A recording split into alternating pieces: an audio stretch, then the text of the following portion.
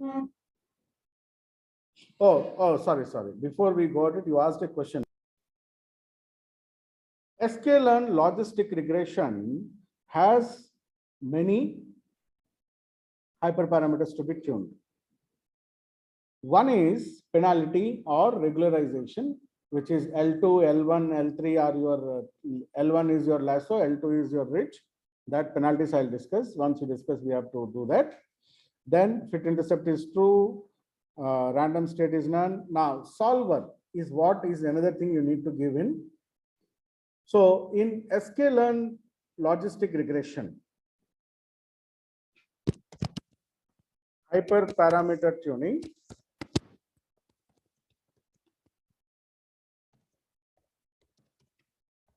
Python sklearn.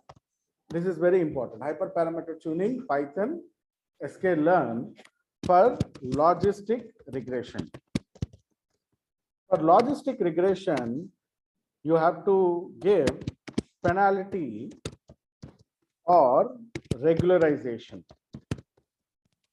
Penalty or regularization. You can see here very clearly, penalty is equal to L2. If you go down, scroll down, see here. L2 penalty and L1 penalty. L1 is your lasso, L2 is your ridge, and elastic net is the third one. So regularization technique you have to choose.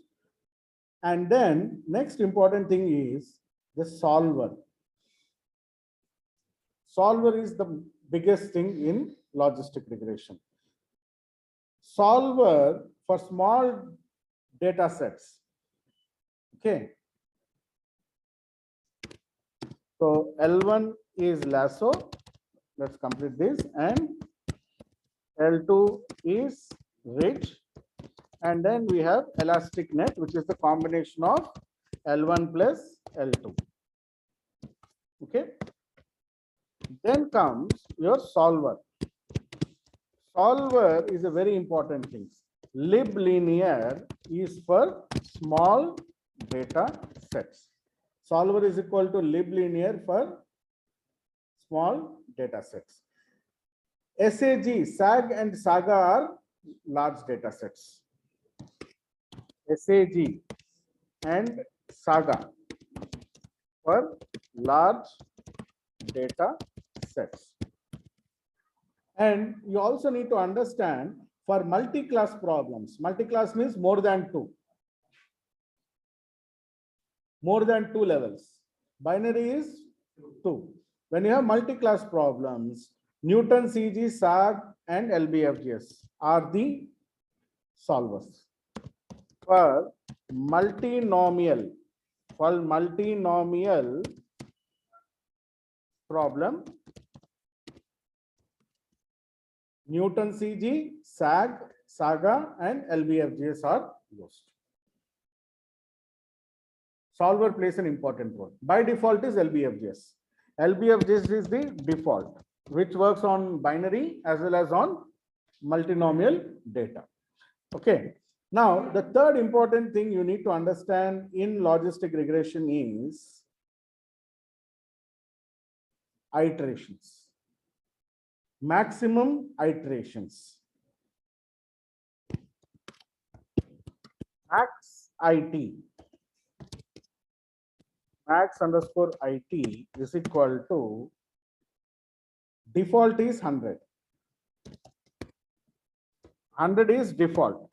Now, one of the problem is non-convergence. Non-convergence means all coefficients of the model are not calculated as iterations ended.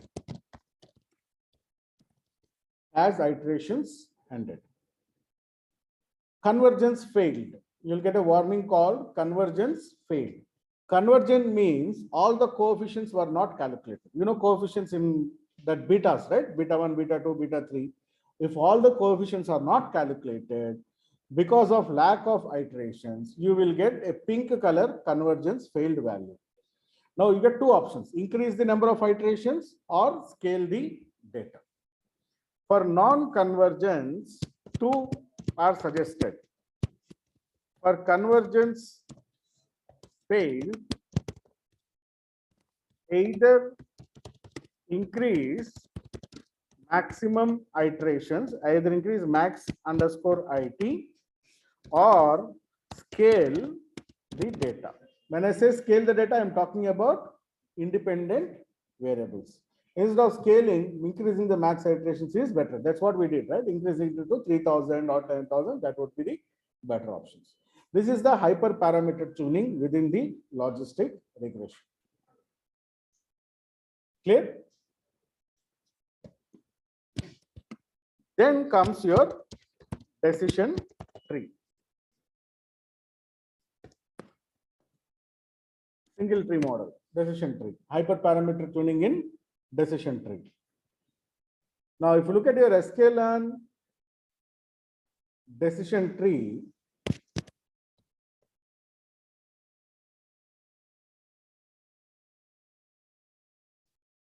so decision trees are classic example of non-parametric supervised learning algorithms, right? So they are non-parametric supervised learning algorithms. The only thing is their overfitting is their problem.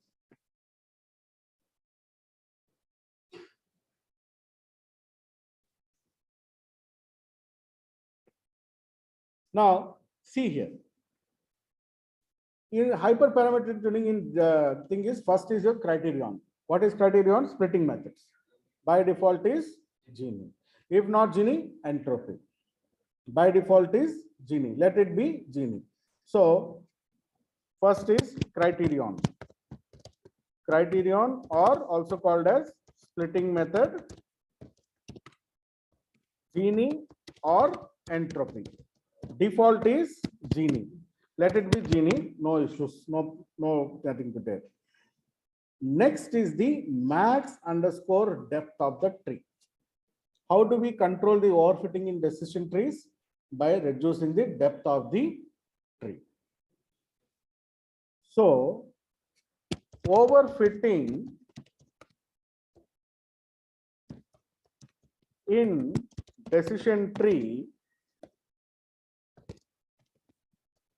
is controlled by using max underscore depth of trees. It can be 6 or any integer value. Overfitting is controlled in case of decision tree by playing with max depth. By playing with max depth, we control the decision. That is one of the important arguments. Now, rest of them are of nothing. You just keep them as it is. You play with criterion. Criterion also we go with default Gini. The argument which is more important here is max depth. You can control the overfitting by playing with max depth.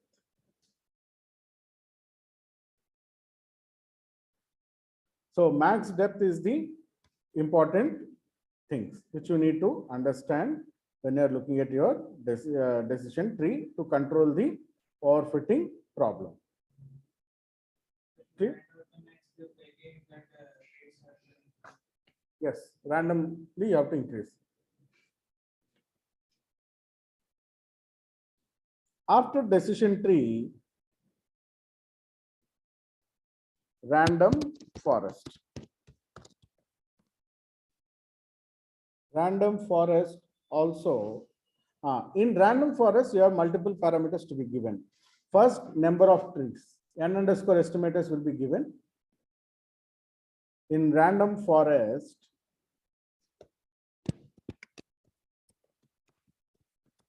the most important criteria is n underscore estimators or number of trees to be built. This is the important argument which you have to give. Second, Again, you have criterion you want to change, you can change. Here also, max depth plays a very important role. Max underscore depth is equal to also given for large scale data sets for faster computation. Sometimes also have to give max underscore depth also for large scale data sets to make the algorithm to work faster. So max depth you have to give, n underscore estimators you have to give, Gini criterion or entropy you can give, Gini let it be, max depth is there, and then max features, random state also you can specify if you want the same output. Bootstrap is equal to true, always true. Bootstrap is always true because the data with replacement.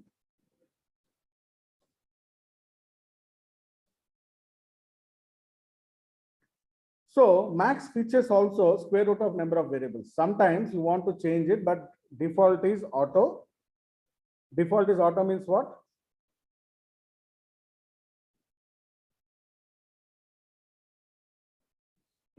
Square root of number of auto or square root is same. Square root of number of variables. Square root of number of variables. Let it be auto or SQRT. Huh? Which one? No. How many variables must be considered per sample? 65%. Each sample will have 65% observation and square root of number of variables. Suppose you have 16 variables, 4 variables will be considered for each sample. That is max features.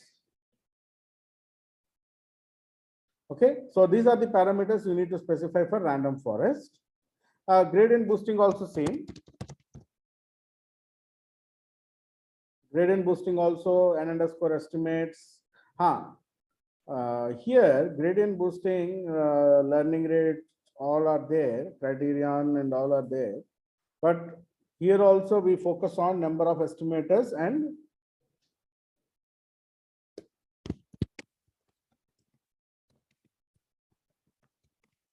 again first is your number of estimators, n underscore estimators. And very rarely we can, and sometimes, not very rarely, sometimes learning rate. Learning rate is at the rate at which the weights get the momentum is get adjusted will be done. Learning rate, learning underscore rate is adjusted as multiple of 0.1 or 0.01 or 0.001, like that you will adjust the gradient rate.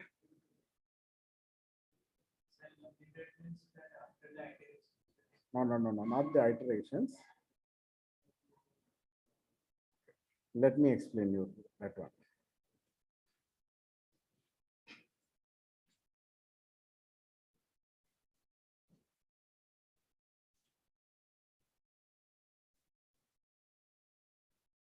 The word gradient refers to gradient descent algorithm. It refers to the gradient descent algorithm.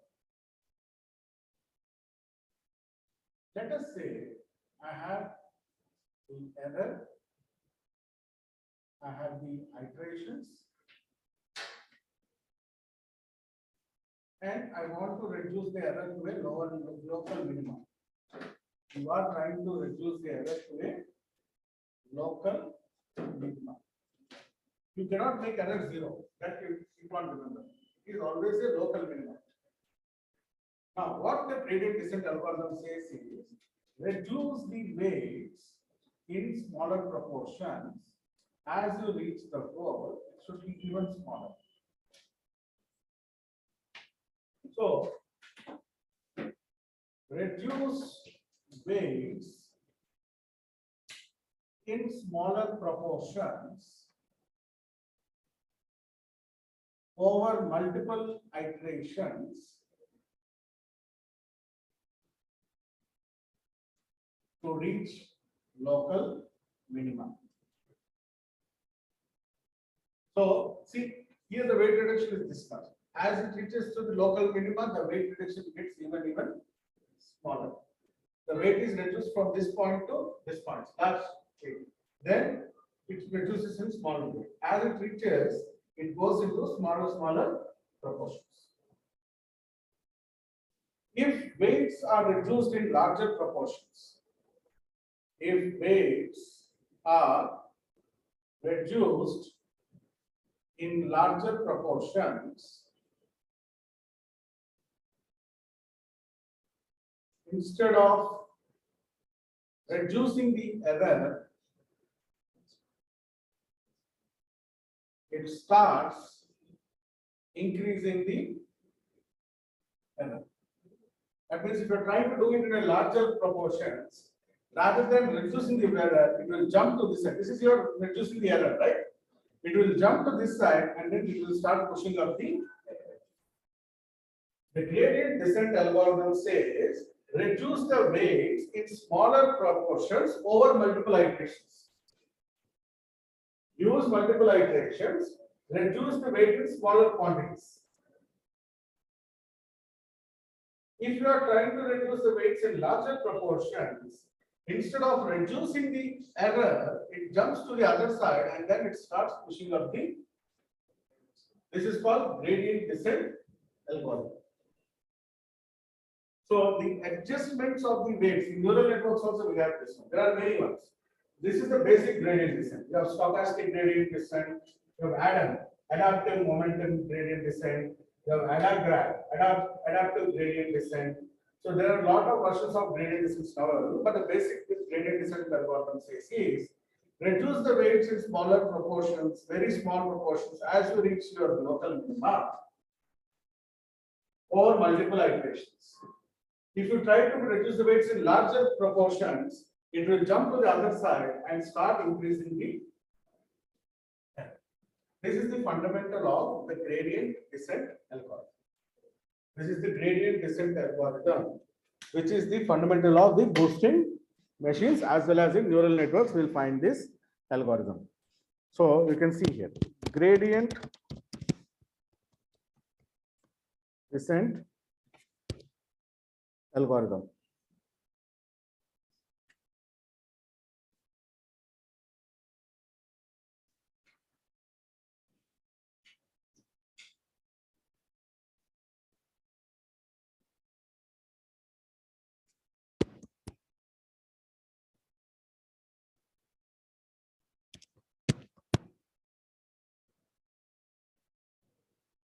See the gradient.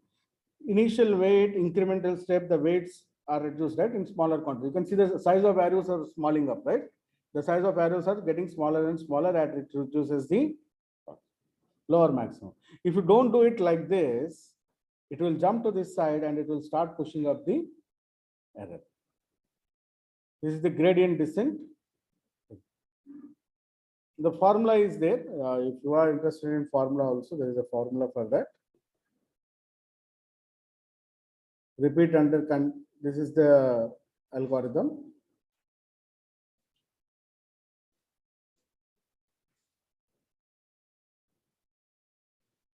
Repeat until convergence, theta j is equal to theta j minus alpha into derivative of theta j into theta 0 comma theta 1 for j is equal to 1 and j is equal to 0.